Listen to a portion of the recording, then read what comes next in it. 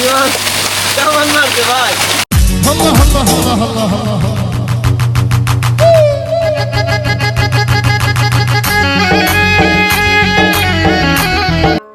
আসসালামু আলাইকুম ভিউয়ার্স, সবাই কেমন আছেন? আশা করি সবাই ভালো আছেন। তো আজকে আমরা যাচ্ছি গ্রামীণ পরিবেশে মোটরে গোসল করতে।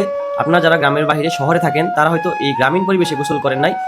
তাই গ্রামীণ পরিবেশে গোসল করার যে একটা আলাদা ফিল, যা আমাদের ভিডিওটি দেখলে বুঝতে পারবেন। আশা করি আমাদের ভিডিওটি আপনাদের কাছে অনেক ভালো লাগবে। তো দেখতে থাকুন আমরা কিভাবে আমাদের মোটর পর্যন্ত যাই। আমরা যাচ্ছি এখন গোসল করতে। তো কোথায় যাচ্ছি, কোথায় গোসল করব, সরি স্নান করব, সবাই দেখবেন। নিয়ে আসি, না নামেন, গামছা নিয়ে আসি। আমার গামছা নিয়ে আসতে বলো।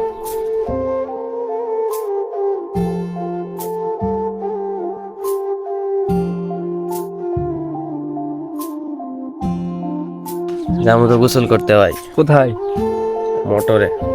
মোটরে? হ্যাঁ, মোটরে গোসল করে কি অনেক মজা? মজা মানে শান্তি, হেব্বি শান্তি। মামা কি গামছা নিয়ে এলেন? জি। আর সাবান, শ্যাম্পু কো? শ্যাম্পু নাই। কিন্তু নাই। সাবান আছে, সাবানে দি ফোন ধরে। আমরা এখন যাব গোসল করার জন্য। কিভাবে গোসল করব সেটা আপনারা দেখতে পারবেন আমাদের ভিডিওতে। মামা আমি গেছিলাম ভাই, কই গেল? কই গেল? জান, আমরা এখন গোসল করতে যাব। রোজার দিন আমরা কিভাবে গোসল করি, আসলে মোটরে গোসল করার, গ্রাম অঞ্চলে মোটরে গোসল করার ফিলই আলাদা, মজাই আলাদা।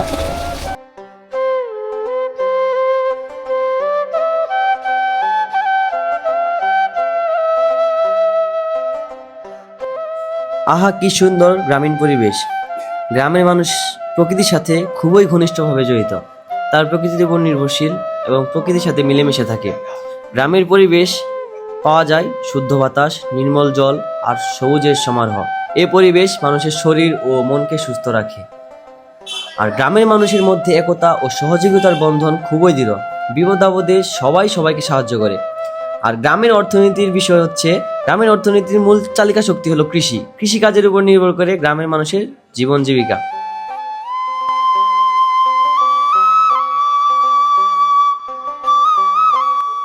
কৃষকের দুঃখ এক অন্তহীন গল্প। ঘাম ঝরিয়ে ফসল ফলায়, কিন্তু ফসলের দাম পায় না। খরার সময় পানি পায় না, বন্যার সময় সব হারায়। তবুও কৃষক দেখেন হাসি মুখে সব মেনে নেয়।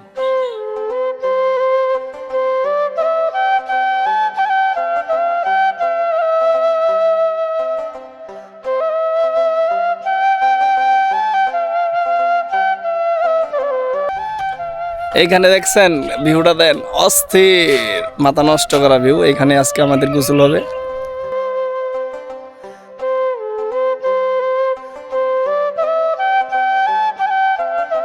এখন আপনারা দেখতে পাবেন কিভাবে মোটরটা চালু দেয় আমাদের মামা। মামা, এইভাবে পানি তোলা লাগে?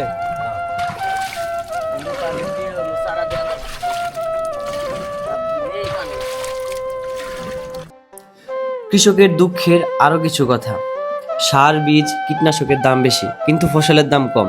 এটা কৃষকের এক বড় দুঃখ। আর মাঝে মাঝে প্রাকৃতিক দুর্যোগে কৃষকের সব ফসল নষ্ট হয়ে যায়, তখন তাদের অবস্থা হয়ে যায় আরো খারাপ। আর সরকারি সহায়তা পেতে কৃষকদের অনেক হয়রানির শিকার হতে হয়। অনেক সময় সঠিক সহায়তাও পাওয়া যায় না। কৃষিকাজের জন্য যথাযথ প্রযুক্তি ও সেচের সুবিধা না থাকায় কৃষকদের অনেক ক্ষতি হয়। আর কৃষকের ছেলেমেয়েরা গ্রামে ভালো শিক্ষা ও চিকিৎসা সুবিধা পায় না।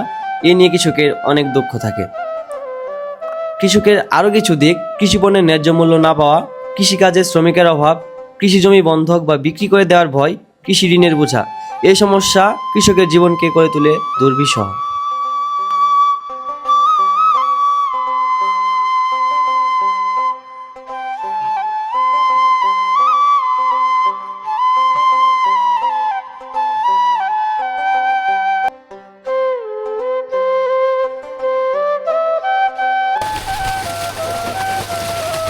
পানি কিভাবে তোলা হয় দেখছেন?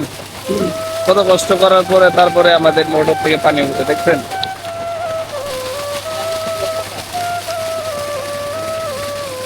আল্লাহ, যাক, অবশেষে আমাদের পানি উঠছে। এখন আমরা গোসল করতে পারবো, সমস্যা নেই।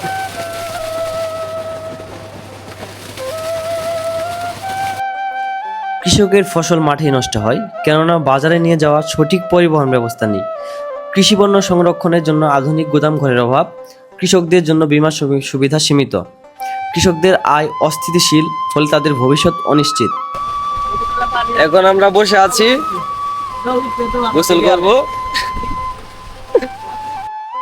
কৃষিকাজে আধুনিক প্রযুক্তি ব্যবহারের জ্ঞান ও সক্ষমতার অভাব, কৃষকদের জন্য স্বাস্থ্য সুরক্ষা ব্যবস্থা দুর্বল, কৃষকদের জন্য শিক্ষা ও প্রশিক্ষণের সুযোগ সীমিত, কৃষি জমির মালিকানা নিয়ে বিরোধ লেগেই থাকে, কৃষকদের জন্য পর্যাপ্ত ঋণের ব্যবস্থা নেই, আর কৃষি পণ্যের বাজারজাতকরণ ব্যবস্থা দুর্বল, কৃষকরা তাদের অধিকার সম্পর্কে সচেতন নয়, কৃষিকাজকে কেউ মর্যাদাপূর্ণ পেশা হিসেবে দেখে না।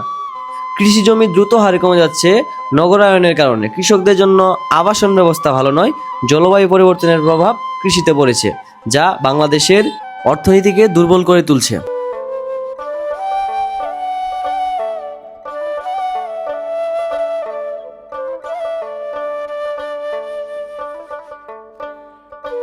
আমরা জানি বাংলাদেশ কৃষি প্রধান দেশ, তাই আমাদের উচিত কৃষকদের মর্যাদা দেওয়া, কৃষি পণ্যের ন্যায্য মূল্য দেওয়া, কৃষিকাজকে আধুনিক ও প্রযুক্তি নির্ভর করা, কৃষকদের প্রশিক্ষণ ও শিক্ষার সুযোগ দেওয়া, কৃষিকাজে প্রযুক্তির ব্যবহার বাড়ানো, এতে উৎপাদন বাড়বে এবং শ্রমিকের অভাবও কমবে। কৃষি পণ্যের বাজারজাতকরণ ব্যবস্থা উন্নত করা দরকার, এতে কৃষকরা ন্যায্য মূল্য পাবে। কৃষকদের জন্য আধুনিক সেচ ব্যবস্থা গড়ে তোলা জরুরি, এতে খরা ও বন্যার প্রভাব কমবে। কৃষি গবেষণা ও উন্নয়নে বিনিয়োগ বাড়ানো উচিত, এতে কৃষি প্রযুক্তি ও জাত উদ্ভাবন হবে।